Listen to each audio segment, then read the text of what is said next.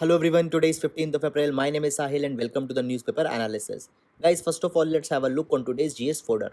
So guys, today we'll take a quote from Amartya Sen, the Nobel laureate. He says, progress is more plausibly judged by the reduction of deprivation than by the further enrichment of the opulent. So guys, it has always been seen that into the developing economies, the rich tends to become more richer, where the poor languish and they starve. Now, guys, this particular thing has further been highlighted into the inequality that has increased by the pandemic. According to the Oxfam report, it has been said that the top billionaires, their wealth has been increased by more than 35% into the times of pandemic. So we can ask a question that whether the progress is happening as the time is passing or just there is a enrichment of the opulent. Now, guys, as the enrichment of the opulent is not the parameter of progress, so a progress is clearly lacking into the India as well as other developing countries. Guys, you can utilize this particular quote into the questions related to the development growth as well as into the social justice in GS paper number 3 as well as GS paper number 2. So that is all, and now let's take the newspaper analysis in detail. Now, guys, taking the first article, this article has been taken from the Hindu newspaper and it will be important into the GS paper number 2, the constitutional rights as well as the social justice. Now, guys, here we can see that the Supreme Court had made a very good observation in regard to the right to education. Now, when we talk about the right to education, it has been provided under Article number 21A, where the state has an obligation that every children between the age of 6 to 14 years is to provided the elementary education. Now, guys, the Supreme Court had provided that when we talk about the professional education, for example, the education into the medical colleges, etc., it is not just a matter of generosity that whenever the state will have the capacity, it will provide. Rather, it is also a well founded obligation onto the state. Now, guys, this is a kind of a departure from the obligations that are supposed to be onto the state in respect to the education. Now, guys, this particular judgment was given as a part of a hearing into a petition where two students from the Ladakh, they were allowed the seats into the colleges, but they were not ultimately admitted. Now, guys, here the Supreme Court had highlighted some very good points. Supreme Court had provided that there is the Committee on Economic, Social and Cultural Rights, and this particular committee has observed that as an empowerment right, education is the primary vehicle by which economically and socially marginalized adults and children can lift themselves out of poverty and obtain the means to participate fully in their community. Now, basically, this particular committee had provided that the education is the only beacon by which these people can see any social justice. And now, if the state will not provide the accessibility to the professional education, there is no hope for the children belonging to the vulnerable society. Now, guys, if we talk little bit about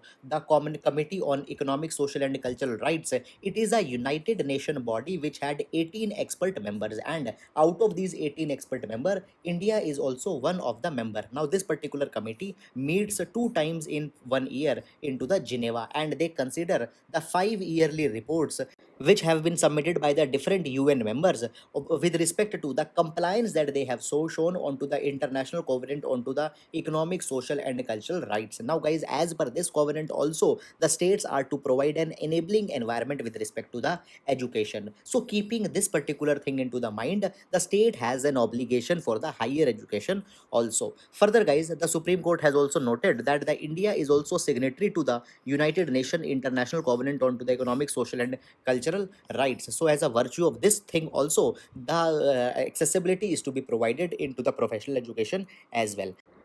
However, guys, this particular thing also to be kept into the mind that as a matter of fundamental right, it has not been provided, but the obligation has been put. So that is all, and now we'll be moving to the next article.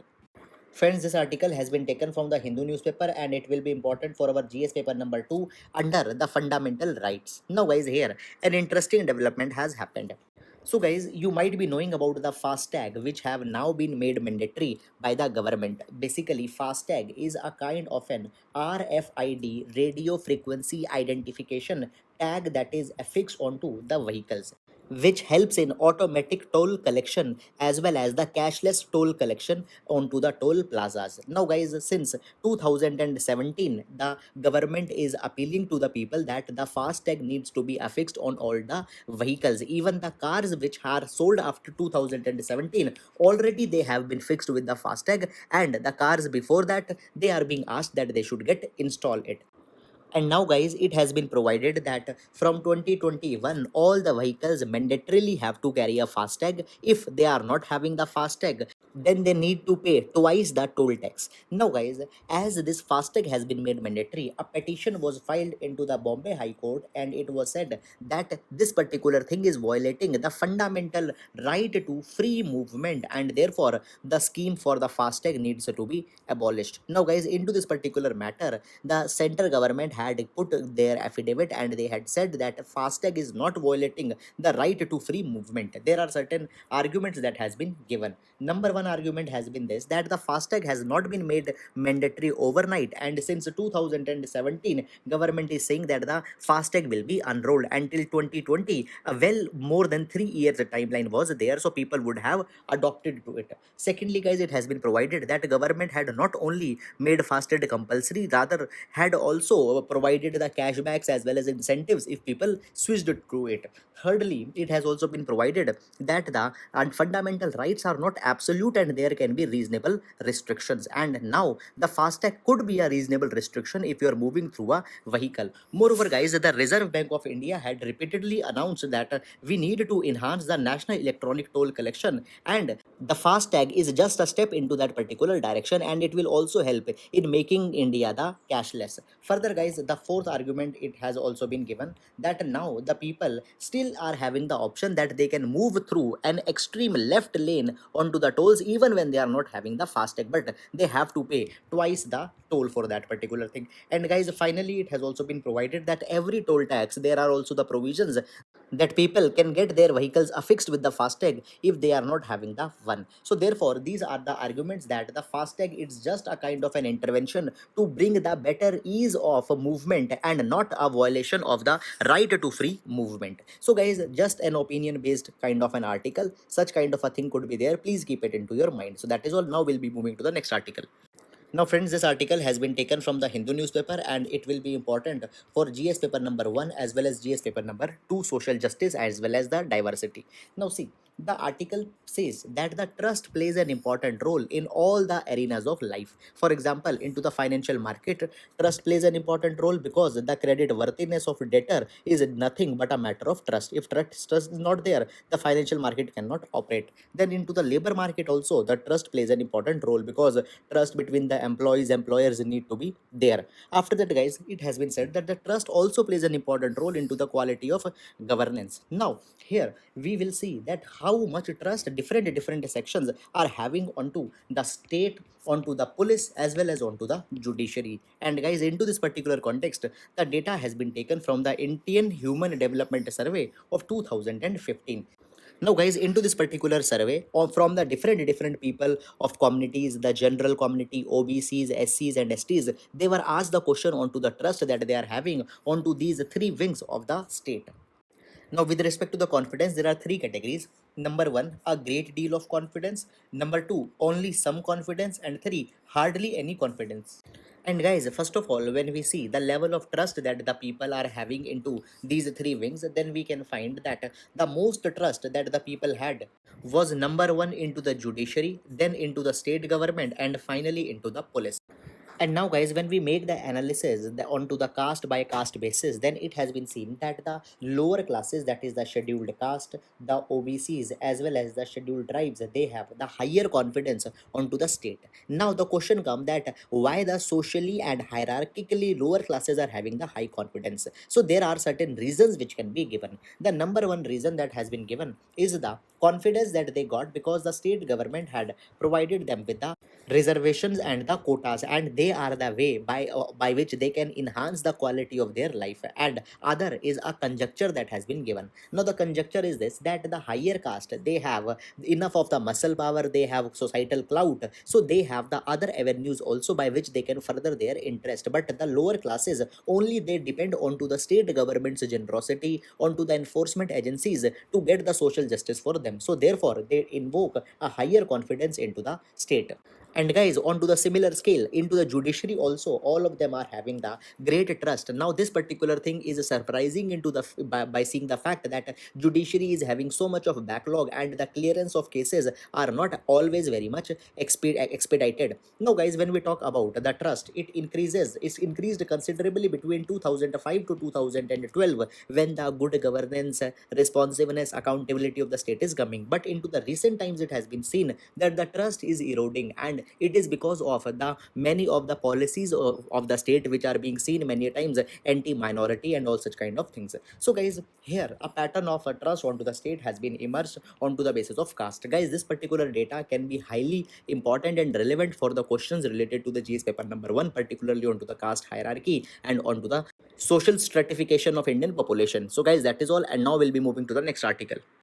Now friends, this article has been taken from the Hindu newspaper, and it will be important for GS paper number 2, social justice. Now guys, this particular article is talking about the need of a law to protect the LGBTQ plus community. Now guys, there is a little bit of premise. First of all, we will be talking about that. Now guys, you might be knowing that there is section number 377 of the IPC which contained the provision with respect to the criminalization of homosexuality. However guys, into the Naz Foundation case, the Delhi High Court provided in 2009 that the Section 377 does not goes with the spirit of the Constitution, and therefore the homosexuality was decriminalized. However, guys, unfortunately, in 2013, again, the section number 377 was reenacted by the Supreme Court into the Suresh Kaushal versus Naz Foundation case. Into this, it was said that the people from the LGBT community, they are a minuscule section of society, and therefore we cannot consider the section number 377 as entirely unconstitutional. However, guys, the final respite came in 2018 when into the Navtej Singh Johar case, finally the Supreme Court provided that the section 377 is ultra virus to the constitution, and it is needed to be struck off from the IPC 1860. And now guys, the homosexuality is not a crime in India. But what about the people who were earlier punished for the homosexuality? So guys, there is a need that we need to have a law to accord an ex post facto pardon, which simply means that suppose the homosexuality has been decriminalized in 2018, suppose a person was punished in 2017.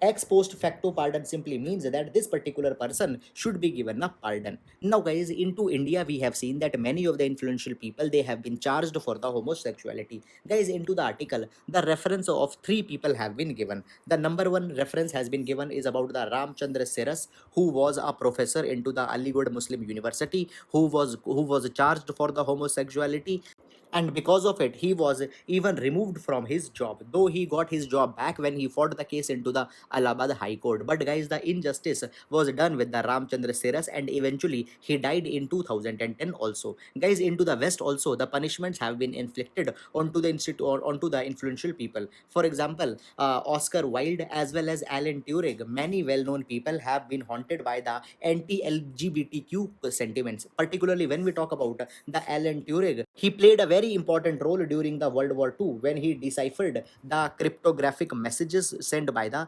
Germany. But sadly, he was caught into the act of homosexuality and was punished. And the similar fate has been meted with the other people also. Guys, into the criminal love, queer theory, culture, and politics in India, it has been said that there are the three agencies which are universally against the homosexuality, that is the religion, law, and the medicine. And particularly, the law is the one which is unkindest of the all. And in India, we had the section number 377. So, guys, now as the section 377 has been removed by the Supreme Court, now a time has come that an ex post facto pardon also needed to be given to the people, and into that a kind of a law or an act is to be enacted, and that particular act can be called as a Cirrus Act onto the lines of the Alan Turing law of the UK, in which the ex post facto pardon has been provided by the UK. So, guys, this is the article which talks about one very interesting dimension with respect to the social justice linked to the LGBTQ plus community. Guys, please do utilize it. And now we'll move to the next article. Now, guys, this particular article has been taken from the Hindu newspaper, and it talks about the bilateral deal between the India and Russia onto the S-400 defense system. Now, guys, we have already taken up the article into the last week where the foreign ministers meet between the India and Russia happened. Now, guys, at that point of time, it was speculated whether the S-400 deal will be going forward or not, because the USA had provided that if this particular deal materialized, then under the CAATSA law, that is the Countering America's Adversaries Through Sanction Act, the sanctions can be imposed onto the India. Now, guys, this particular deal is very much important to the India's defense as well as for the Russia also. Even the quantum of money that is involved is also very much high. This particular deal is more than $2.5 billion. Now, guys, it has been asserted categorically by both India as well as Russia that they are very well committed to the S-400 deal, and the deal will go through, and by the end of this particular year, S-400 missile system will be delivered to India. It has been said that the US policy of sanction is just a kind of a blackmail and an unfair policy. Moreover, every country had a right that they can build up their defense arsenal, and into that particular line, India is going and Russia is assisting it. And then, guys, the second part that is coming here is that as the India and Russia S-400 deal is there, which can be torpedoed by the USA. On to the other hand, India and USA are the partners into the Quad, and this particular thing is not liked by the Russia. So, guys, at least there are one matter which both the countries are not liking. Russia doesn't like India's association into the Quad. USA doesn't likes the India's association with the Russia. Even, guys, the Russia had said that the participation of India into the Quad, into the Indo-Pacific, will reignite the Cold War era. Onto this particular thing, India had also reverted back and had said that we are here not to ignite the Cold War era, rather to patch up the areas where the another war can emerge. So, guys, India is trying to well balance its relation between the two divergent nations, that is the USA and the Russia, and trying to balance this particular deal. However, guys, a great deal of diplomacy even into the times to come will be needed. So, guys, this is some thought which has been carried into this particular article. I hope that you have understood it, and now we'll move to the next article. Friends, this article has been taken from the Hindu newspaper, and it can be used as a kind of a reference into the answers related to the GS paper number 3. Now, it has been seen that the impact of the pandemic of COVID-19 has been very much severe, particularly onto the economy. Now, guys, into this particular direction, a report has been provided by the Moody's, where it has been said that India's public debt has increased very much. It is highest into the emerging economies, as well as at the same time the serviceability to this particular debt is also very much weakest. It has been said that the debt affordability in three countries are very much weak, that is the India, South Africa and Ghana, and India's debt serviceability is similar to the Ghana. And when we talk about the category, it has been rated as Baa3 negative. So it means that India is very much vulnerable, and the more and more debt that is taking is actually making India fiscally weak. And now the only positive prospects for the India is the high recovery as well as the prospects to reduce the future debt. Now, the Reserve Bank of India is trying to stabilize the internal bond market and is trying to make India more resilient. But, guys, still much more is to be done. So, guys, that is all about this particular article, and now we'll move to the next article. Friends, this article has been taken from the Hindu newspaper, and it is actually repeating a point that has many a times been made into the newspapers as well as into our analysis also: the decoupling with the China. Now, guys, the decoupling means that now the world countries are infuriated with the China, and they want to detach from China and want to move their hardware facilities into the other countries. And here the prospects of countries such as Taiwan, Philippines, Thailand, etc. is coming. And India is also one of the contender where the decoupling can take place. Moreover, guys, even many of the manufacturing majors has also taken up the China plus one strategy. Plus one means that one more country where the manufacturing will be relocated, and here India has a particular potential. It has been said that India can be a hardware manufacturing hub because India, number one, is having one of the largest market. Increasing middle class is there, disposable incomes will be increasing. Moreover, there are also the abundance of cheap and skilled labor. At the same time, guys, it has also been provided that now it is in a kind of an urgent time that India needs to join the Paris call for trust and security in cyber space. Now, this particular Paris call is having the 75 countries, and all of them are bound to deal with the new cyber security threats that are facing the world. So, India's participation has also been asked. Now, guys, this particular reference has been made by the Brad Smith, the Microsoft's president. So, guys, India also needed to look into this particular direction and need to take some of the domestic steps. Now, guys, already in terms of increasing the manufacturing, the PLI scheme has been taken up into India, which stands for the Production Linked Incentive Scheme, where the incremental benefit of 3 to 5% are being given to the manufacturing companies. So, guys, that is all about this particular article. I hope that you have understood it. So that is all for the today's newspaper analysis. Thank you so much.